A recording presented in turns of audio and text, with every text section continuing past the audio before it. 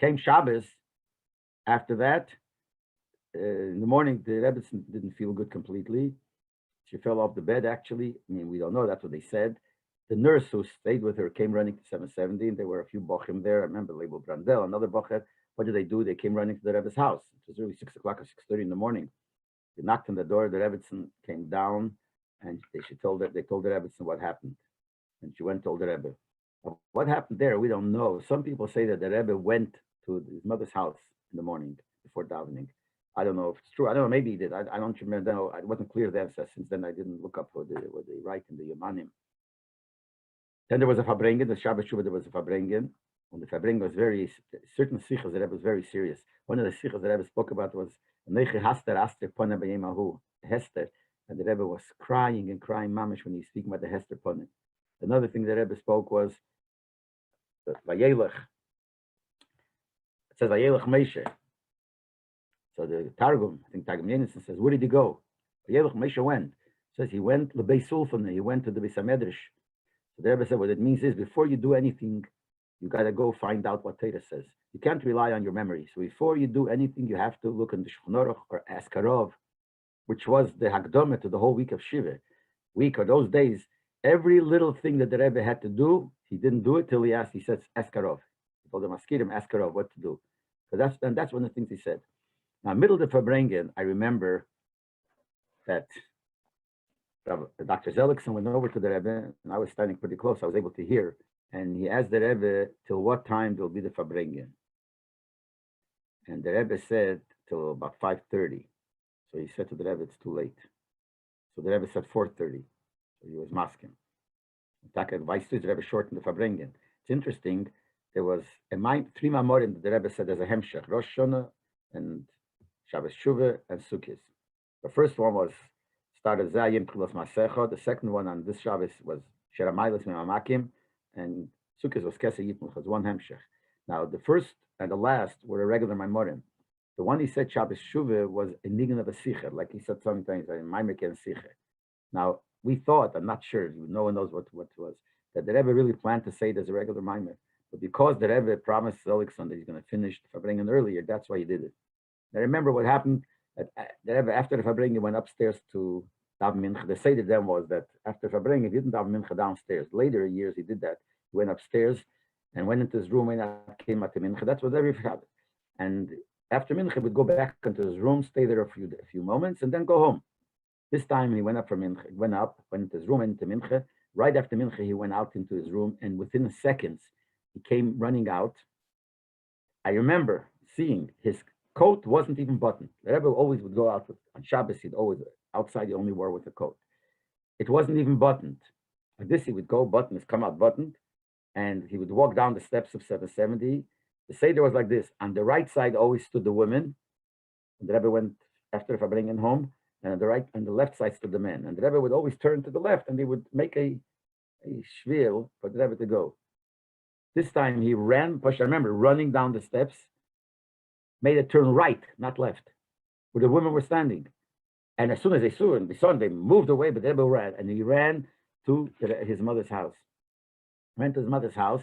We stayed for Chazorah. But the middle of Chazorah, people came to say that the matzav is no good, and she's not feeling very, very bad. So we stopped Chazorah. We started saying Tillim. But then we heard that they took her to the hospital, and the Rebbe went along. So everybody started running to the hospital. I remember when we got the message, I was the one that came to Reb Zalman Shimon's house. He lived on Lincoln Place, and told him, because they gave over a message, someone should run to Reb Zalman Shimon Derov to come to the hospital. The hospital was not far from Crown Heights. So we told him, we ran straight to the hospital. Came to the hospital, it was already, after Lachar. They said then, I remember that the Rebbe told the doctors when things were bad. That's what they said. Again, I don't know how true it is. They said, the Rebbe said to the doctors, if it's possible to cut open and massage the heart. And they told the Rebbe, no, it's not going to work. It's too late. And then she was ready. She passed away. The Rebbe stood to the window. They asked all the people to go out except a few of the Elter Chassidim were there. And then the Rebbe daven Ma'ariv. The way they say that, the Rebbe asked if he could daven Ma'ariv. So the Rav told him that he could daven, even though he's an Einen. First, in the hospital, after she passed away, they brought challah with the goy. They brought challah. The Rebbe hadn't washed yet for Shabbos. And the Rebbe said, but he's an Einan. So they answered him, Einan Yidin B'Shabbos. So the Rebbe said, who is Arov? Everything was Arov, who is Arov? So someone started answering him and said, Mr. Arov? He said, could you bring the Alter Rebbe Shulchan Aruch? He didn't want to say anything. The bottom line, he didn't wash, he didn't do anything. But he daven Ma'ariv. The Rav told him that he could daven Ma'ariv. If I remember correctly, I don't know if this is true, then Azit Megeret, that Rabbi Shimon told Rabbi Simpson to tell the Rebbe that Be'emes he's not allowed to daven, but our Rebbe is different. Our Rebbe could daven. I don't know. Anyway, people were pushing, downstairs and upstairs, the Bochrim. The Rebbe was very upset. He kept on saying, "Was tut man sich, was nicht verbringen, nicht verbringen," and turned around to the Bochrim a lot of times. Was tun the Bochrim though? Now, when they took the body down to the car, there was a station wagon. So I was standing not far. I was a Bocher, and the Rebbe was upset with the Bocher. I made myself stand on the side, and I heard this. I saw. I saw. They put the body into the back of the station wagon, and they asked the Rebbe, "Where do you want to sit?" Because you could sit in the front. So I remember the Rebbe pointed where the body was laying on the floor of the station wagon. The Rebbe said, "Oh, da will ich sitzen," like very loud and strong. And he went in and sat on the floor, right next to the body. And they took her to their house. When they came to the house, they went into the house. The Rebbe said, people are going to start looking into the drawers. So he got people to accept upon themselves the shmire, that they're going to watch it, no one's going to touch anything. And then the Rebbe went home to his own house. Chatchila, the svara was that the Rebbe is going to sit shiva in 770. Leibel changed that the Rebbe is going to sit shiva in her house. Now in the morning, everyone went to the Rebbe's house because that's where the Levaya was supposed to start. But there were very few people. There was a minyan that davened 770, and I mean tak a minyan mitzumtzum. I was one of them. And I didn't daven with the minyan, but I was there. And the Rebbe came to 770, and he went out to the minyan to say Kaddish. It was before the Levaya, the Rebbe went out to say Kaddish. I remember standing there. There was mamish 10 people there, very few people. Everyone was by the house. And the Rebbe came out, said Kaddish, cried a little bit, wasn't so much. And then he went into his room. And I was waiting there, waiting for the Rebbe to go out to the car. They should take him to the house where the Levaya is. So I remember when he went out, he took a whole bunch of svarim with him. I remember holding like this, like this. He's holding from his body to his hand, probably all svarim on avelis that he took to the house. And he went to the house. And from there, the Levaya went. The Levaya went to, and the Rotem of the Levaya people came to the Sakvaras, and they dug the cave. There was such push. Everyone was pushing, and the Rebbe was standing, and the Rebbe kept on saying, "Vosh tut man sich, mach na seder." And then he said, "Tomet mit nicht," and no one could do anything.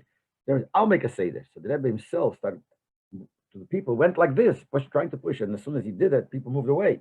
But the Rebbe did it, and he was standing, looking down at the cave. They lowered the body. Then someone said, "Vu is the kliyonke?" Kliyonke is a piece of plastic. There was a piece of plastic that they had to bury because it had some blood on it. So they had to bury it. So they took it along, but they couldn't find it. So they're looking, "Vu is the kliyonke?" So someone said, "Maybe it's left in the car." So the Rebbe said, "Let someone go to the car and find it." No one moved. I guess there was no one specific. And the Rebbe said, "If no one is going, I'm going to go." And the Rebbe turned around to walk. You know where she's buried? He was standing by the cave there where the Rebbe is buried. He walked and he managed to get by the entrance of the Eil. And there was a bocher standing there. And the Rebbe says to him, "Was tust du dort? Du bist doch a bocher. What are you doing here? You're a bocher." But the Rebbe went till by the time he got there, he heard that they were screaming from the place of the cave. They found the plastic. So the Rebbe went back. Then everything happened. They said Kaddish, and then they made shuras for the Rebbe to go by.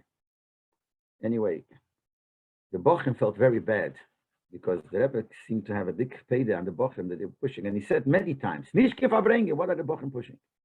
So the Bochum decided what they're going to do is they're going to make a chlukas hamishnayis li'ilin nishmas the Rebbe. See, now it's a normal thing. Someone passes away, you sit. There's always a list, and people take mishnayis. Then it wasn't done. This was like a new thing. I think it started from them. Even by the Welt, it started from us. So the Bochum got together and they made a chalukas mishnayis to finish. I think by the end of Shiva, even though Shiva was over on Yom Kippur, but they made it for the end of 7 days, if I remember correctly. And we gave it to Rabbi Chadakov to give to the Rebbe. So Rabbi Chadakov came back. He said the Rebbe looked at it, and the Rebbe He saw that, was so happy. That was Akeras Ruach, which means pleasure. And he looked at it again. He said, Agreiser Keras Ruach, big pleasure. Then he looked at it a third time, Agor Greiser Keras Ruach. So that made the Bochum feel a little bit better because they felt very guilty for making the Rebbe, not feel not so good. I remember then hearing that in the way back from the Levaya, the Rebbe said, I think to Reb Shmuel, who was sitting in the car, saying that she was the only one he was close to, the only person that he was personally close. Obviously, besides the Rebbe and his wife,